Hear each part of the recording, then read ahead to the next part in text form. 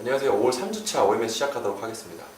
지금 보시면 지난주에 옵션 반길 변동성이 발생을 하면서 외국인들이 상방으로 막아놓고 지금 하락하는데 포지션을 걸어가지고 지수를 하락시켰죠. 그래서 지수가 1970선까지 하락을 했습니다. 장중에 60선까지 들어오기도 했고요. 가장 중요했던 게 외국인이 선현물에서 포지션으로 하방을 했었고 기관이 매수를 했는데 역부족이었다. 그래서 대형주보단 중소형주에서 수익률이 조금 더 나왔다.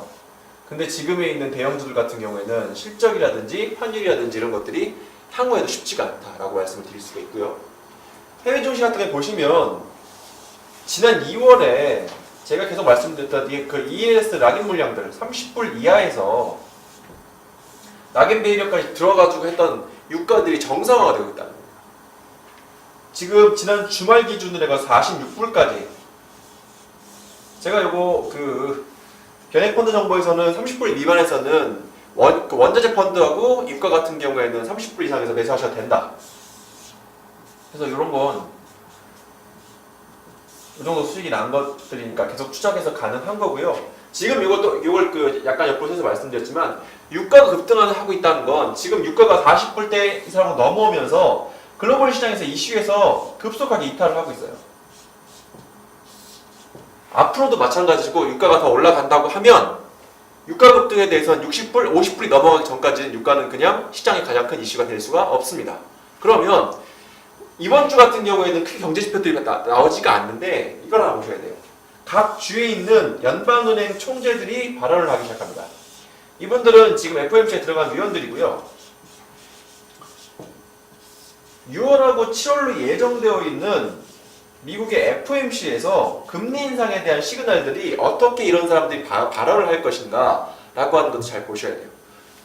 지금 여기서 제일 중요한 건 미국 대선이 11월 8일에 있습니다. 그러면 11월 8일 7, 8, 9로 예정되어 있는 3분기에는 금리 못 올려요. 이게 무슨 소리냐? 미국의 급격한 권력의 변화가 발생하기 직전까지는 불확실성을 같이 증대시킬 수 있기 때문에 여기서는 금리를 못 올린다는 겁니다.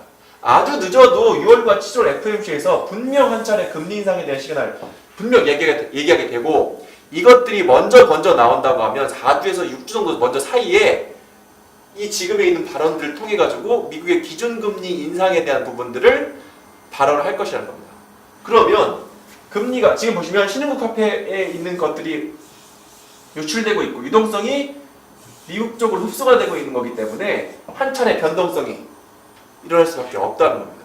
그래서 계속 말씀드리고 있는 이번 주 같은 경우에도 추세 하락, 하방 추세가 추세적 하락이라고 하면 큰 하락이 나온다는 거예요. 이런 변동성이 있는 횡보 구간이 아니라 하방을 인정하고 하락을 할 수밖에 없다는 거예요.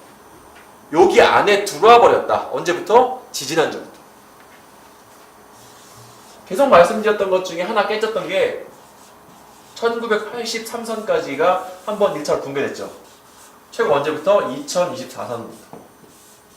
첫 번째, 여기서 강력한 저항을 받을 거예요.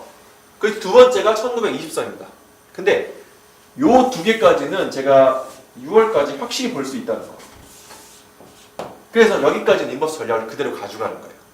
근데 여기까지가 되어지면 변액펀드들도 마찬가지고도 그렇고 단기 매매도 마찬가지고 상당히 큰 하방이 열릴 수가 있는 가능성이 생기는 거기 때문에 요번에 지금에 있는 이 추세 하락에 제대로 대응하지 못하면 관리하고 있는 금융자산들이나 단기 매매는 올해 수익률을 낼 수가 없다는 게 제 지금까지의 예상 전략입니다. 그래서 지금 하락 추세 진행성에 들어와 있고 이 수치를 잘 기억하셔야 되는 거고요. 인버스 ETF를 상당히 오랫동안 가지고 있었고 한 차례 매매를 시도했는데 거기서 그다지 큰 재미를 못 봤고요. 지금 만약 3% 정도에 들어와 있습니다. 1950선과 20선 정도 된다, 여기 사이 정도에서 손익보기점이 넘어갈 거라고 생각을 하는데 지금은 수익이 좀 덜 난다고 하더라도 보수적인 하방 포지션에서 인버스 ETF로 하방을 대비해야 됩니다. 올해 언제까지? 6월까지. 길어지면 7월까지. 계속 말씀드리지만 이 지난한 하락의 과정을 제대로 대비해야 가을에 있고 겨울에 있을 수 있는 반등장에서 수익을 내기 훨씬 더 수월합니다. 지금은 버는 장이 아니라 지키는 장입니다. 여기서 요 지금에 있는 지수 두 개만 잘 기억하시고 여기 도달하는지만 잘 보시면 될 것 같습니다. 이상으로 5월 3주차 원에서 마치도록 하겠습니다.